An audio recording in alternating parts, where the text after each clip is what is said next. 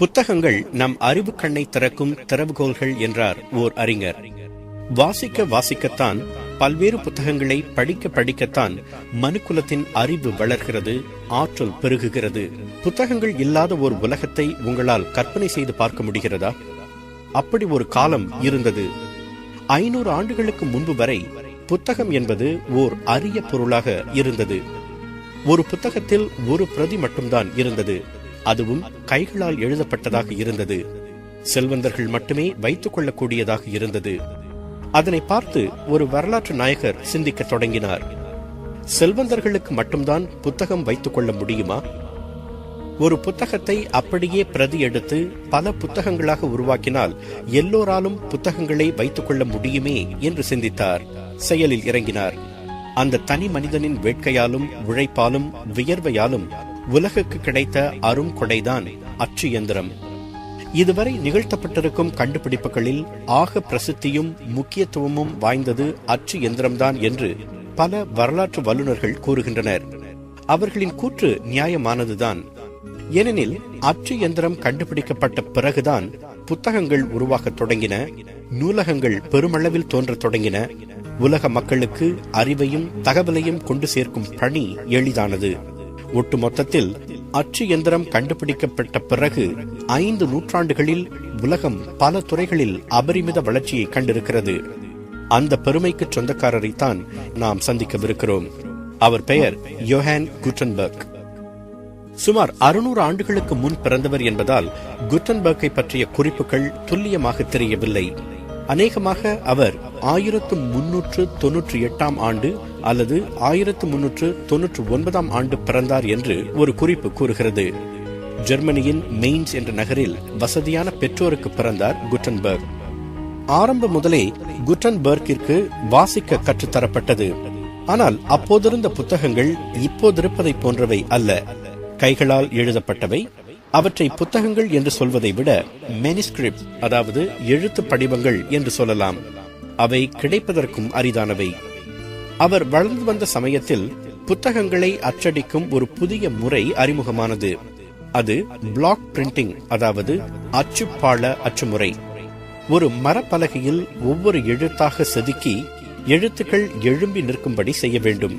பின்னர் அந்த எழுத்துக்களில் மை தடவி அவற்றை தாளில் அழுத்தினால் ஒரு பக்கம் அச்சாகும்.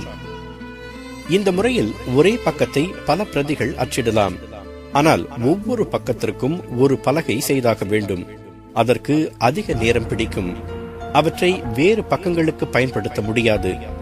எனினும் கைகளால் எழுதுவதை காட்டிலும் அச்சுப்பாள அச்சுமுறை வேகமானதுதான். புதிய முறையில் அச்சடிக்கப்பட்ட புத்தகங்களையும் எழுத்து படிவங்களையும் படிப்பதில் குட்டன்பர்க்கிற்கு அதிக ஆர்வம் இருந்தது. ஆனால் அவற்றையும் செல்வந்தர்களால் தான் வைத்துக் கொள்ள முடிந்தது. எல்லோரும் வைத்துக்கொண்டு படிக்கும்படி புத்தகங்களை உருவாக்க வேண்டும் என்று அவர் கனவு கண்டார். ஒரு பாழடைந்த கட்டடத்தின் ஓர் அறையை சுத்தம் செய்துவிட்டு அந்த அறையில் ரகசியமாக பரிசோதனைகள் செய்ய தொடங்கினார். அதிகாலையிலேயே வீட்டை விட்டு வெளியேறுபவர் இரவில்தான் திரும்புவார். அவர் எங்கு செல்கிறார், என்ன செய்கிறார் என்பது எவருக்கும் தெரியாது. யார் என்ன சொன்னாலும் நினைத்தாலும் பரவாயில்லை என்று தன்னுடைய ஆராய்ச்சிகளை தொடர்ந்தார். பலமுறை அவர் சோர்ந்து போயும் ஊக்கமிழந்தும் வீட்டிற்கு திரும்பி இருக்கிறார். ஏனெனில் ஒவ்வொரு முறையும் அவர் தோல்வியையே சந்தித்தார். கைவசம் இருந்த பணமும் தீர்ந்தது. அப்போதுதான் செல்வந்தரான யோஹான் ஃபஸ்ட் என்பவரின் நட்பு அவருக்கு கிடைத்தது. அச்சு இயந்திரத்தை உருவாக்குவதில் ஆர்வம் கொண்ட ஃபஸ்ட் குட்டன்பர்க்கிற்கு தேவையான பணம் கொடுத்து உதவினார். புதிய தெம்புடன் தன் ஆராய்ச்சிகளை தொடங்கிய குட்டன்பர்க் பல முயற்சிகளுக்கு பிறகு மூவபிள் டைப் எனப்படும் இயங்கக்கூடிய எழுத்துருவை உருவாக்கினார். ஒவ்வொரு எழுத்துக்கும் ஓர் அச்சு என்று உருவாக்கினால் அவற்றை வேண்டிய மாதிரி திரும்ப திரும்ப பயன்படுத்தலாம் என்பதை கண்டறிந்தார். பின்னர் பலகைக்கு பதில் உலோகத்தால் ஆன அச்சு சிறந்தது என்பதை கண்டறிந்தார். தான் கண்டுபிடித்த முறையை கொண்டு லத்தீன் மொழியில் பைபிளை அச்சடிக்கும் பணியை தொடங்கினார். 1455 ஆண்டு பிப்ரவரி 23 நவீன அச்சுமுறையில் உருவான உலகின் முதல் புத்தகம் வெளியானது. லத்தீன் மொழியில் 2 தொகுதிகளில் பைபிள் வெளியானது. ஒவ்வொன்றும் 300 பக்கம் கொண்டது. ஒவ்வொரு பக்கத்திலும் 42 வரிகள் இருக்கும். குட்டன்பர்க் கண்டுபிடித்த அச்சு முறையில் உருவானது என்பதால் அது குட்டன்பர்க் பைபிள் என்றே அழைக்கப்பட்டது. அந்த முறையில் 200 பிரதிகள் வரை அச்சிடப்பட்டிருக்கலாம் என்று ஒரு குறிப்பு கூறுகிறது. அவற்றில் இன்று 22 பிரதிகள் எஞ்சியிருப்பதாக நம்பப்படுகிறது. அந்த புத்தகத்தின் ஒரு பக்கம் விற்பனைக்கு வந்தால் கூட அது 100,000 வெள்ளி வரை விலை போகும் என்று ஒரு மதிப்பீடு கூறுகிறது. 1455 பிராங்க்ஃபர்ட் புத்தக சந்தையில் தான் அச்சிட்ட பைபிள் பிரதிகளை 300 ஃப்ளாரன்ஸுக்கு விற்றார் குட்டன்பர்க். அது ஒரு குமாஸ்தாவின் 3 ஆண்டு சம்பளத்திற்கு சமம். ஆனால் கையால் எழுதப்பட்ட பைபிளின் விலையை விட அது குறைவுதான்.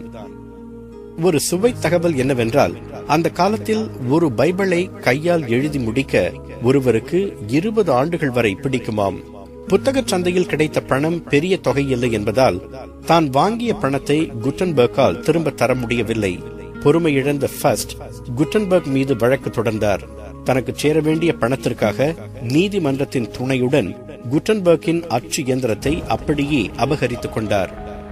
உலகின் ஆக உன்னத கண்டுபிடிப்பை செய்தும் அதிலிருந்து எந்த பலனையும் பெறாமல் ஏழ்மையில் இறந்து போனார் குட்டன்பர்க் என்பதுதான் வேதனையான உண்மை. 1468 ஆண்டு பிப்ரவரி 3 இயற்கை எய்திய அவர் ஒரு பிரான்சிஸ்கன் தேவாலயத்தில் புதைக்கப்பட்டார். அந்த தேவாலயம் 2 முறை இடிக்கப்பட்டது. இப்போது அவர் புதைக்கப்பட்ட இடம் எது என்பது கூட சரிவர தெரியவில்லை. கடந்த 500 ஆண்டுகளில் உலகம் சந்தித்திருக்கும் பல மாற்றங்களுக்கு அடிப்படையான ஒரு கண்டுபிடிப்பு அந்த அச்சு இயந்திரம்தான். புத்தகங்களை விரைவாக பல பிரதிகள் எடுக்க முடியும் என்பதால் உலகம் முழுவதும் புத்தகங்கள் பரவத் தொடங்கின. கிறிஸ்தவ மதத்தில் புராட்டஸ்டன்ட் கிளைகள் உருவானதற்கும் ஒரு வகையில் குட்டன்பர்க் தான் காரணம் என்கின்றனர் வரலாற்று வல்லுநர்கள். ஏனெனில் அதுவரை சமய தலைவர்களிடம் மட்டுமே இருந்த பைபிள் சாமானியர்கள் கைகளிலும் தவிழத் தொடங்கியது. சிலர் பைபிளின் கருத்துக்களை வெவ்வேறு விதமாக புரிந்து கொள்ள முற்பட்ட போது புராட்டஸ்டன்ட் கிளைகள் தோன்றத் தொடங்கின. இதை தவிர்த்து இன்னொன்றையும் வரலாறு சுட்டிக்காட்டுகிறது. குட்டன்பர்க் இயந்திரம் கண்டுபிடிக்கப்பட்ட காலகட்டத்தில் ஐரோப்பாவும் சீனாவும் தொழில்நுட்பத் துறையில் சரிநிகராகவே முன்னேறியிருந்தன. அச்சு இயந்திரம் வந்த பிறகு அதனை பரவலாக பயன்படுத்த தொடங்கிய ஐரோப்பா எல்லா துறைகளிலும் அபரிமித வளர்ச்சி காணத் தொடங்கியது. ஆனால் பழைய அச்சுப்பாள முறையையே தொடர்ந்து பின்பற்றிய சீனா பல துறைகளில் பின்தங்கி போனது. இது ஒன்றை போதும் உலக வரலாற்றில் குட்டன்பர்க்கின் பங்களிப்பின் முக்கியத்துவத்தை பறைசாற்ற. குட்டன்பர்க்கின் எளிய வாழ்க்கை நமக்கு கூறும் பாடமும் எளிதானதுதான். அவர் பல தோல்விகளை சந்தித்த பிறகுதான் உலகின் ஆக உன்னத கண்டுபிடிப்பை செய்தார். இன்று நம் கைகளில் தவிழும் ஒவ்வொரு புத்தகத்திற்கும் நாம் அவருக்குத்தான் நன்றி சொல்ல வேண்டும். தோல்விகளை கண்டு அவர் துவண்டு போயிருந்தால் கடந்த 5 நூற்றாண்டின் உலக வரலாறே மாறி போயிருக்கும். தோல்விகளை கண்டு துவண்டு விடாமல் தொய்வின்றி தொடர்வோருக்குத்தான் வரலாறும் இடம் தரும், வானமும் வசப்படும்.